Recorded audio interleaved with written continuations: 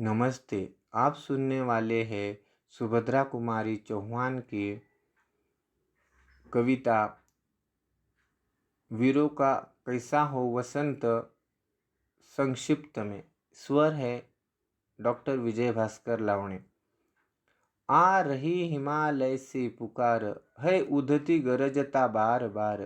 प्राची पश्चिम भू नभ अपार, सब पूछ रहे हैं दिग दिगंत, वीरों का कैसा हो वसंत।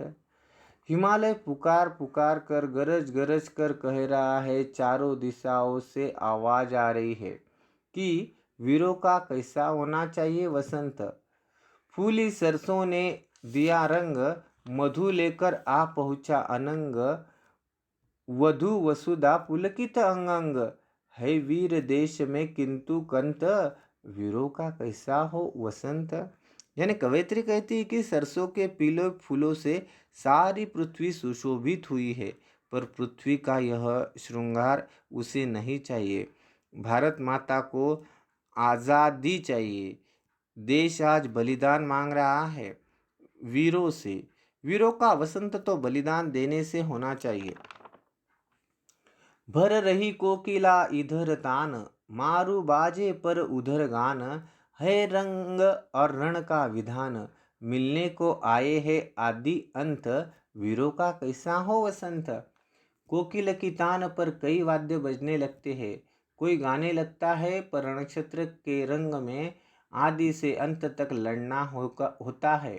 वैसे ही वीरों ने रणक्षेत्र में लड़कर वाद्य संगीत बजाने के लिए विजय हासिल करनी ही चाहिए, तभी वसंत उत्सव मनाना चाहिए।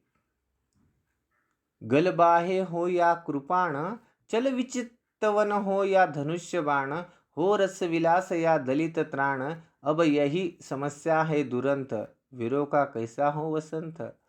कृपाण लो या तलवार या धनुष्य बाण, हाथ में लेना ही चाहिए।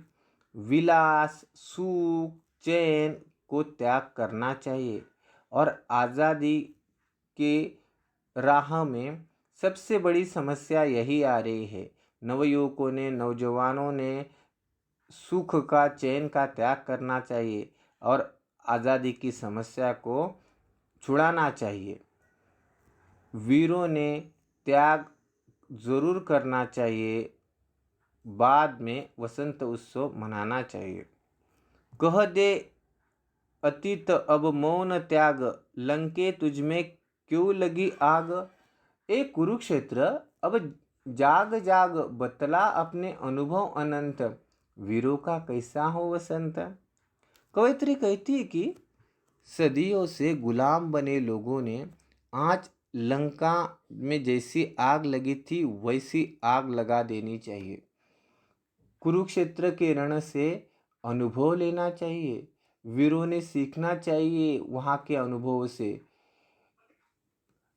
लड़ाई सच्चाई की लड़ाई में लड़ने से विजय जरूर हासिल होती है, क्योंकि अनुभव बताते हैं कि किस तरह से लड़ाई लड़ी जाती है। तभी वीरों ने वसंत उत्सव मनाना चाहिए। हल्दी घाटी के शिलाखंड, ए दुर्ग सिंहगढ़ के प्रचंड। राणा ताना का कर घमंड, दो जगह आज स्मृतियाँ ज्वलंत, वीरों का कैसा हो वसंत। कवयित्री कहती है कि महाराणा प्रताप ने हल्दी घाटी में युद्ध किया। तानाजी मालुसरे ने अपनी जान की बाजी लगाकर युद्ध जीते और उनकी स्मृतियों को आज जगाना होगा और उन स्मृतियों को जगाकर आज़ादी की लड़ाई लड़नी चाहिए।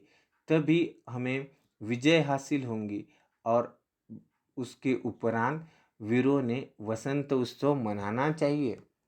भूषण अथवा कविचंद नहीं, बिजली भर दे वह छंद नहीं।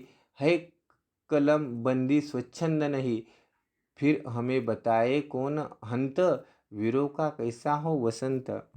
कवयित्री कहती है कि कवि भूषण और चंद्रबरदाई जैसे ओजपूर्ण छंद में काव्य लेखन नहीं हो रहा है।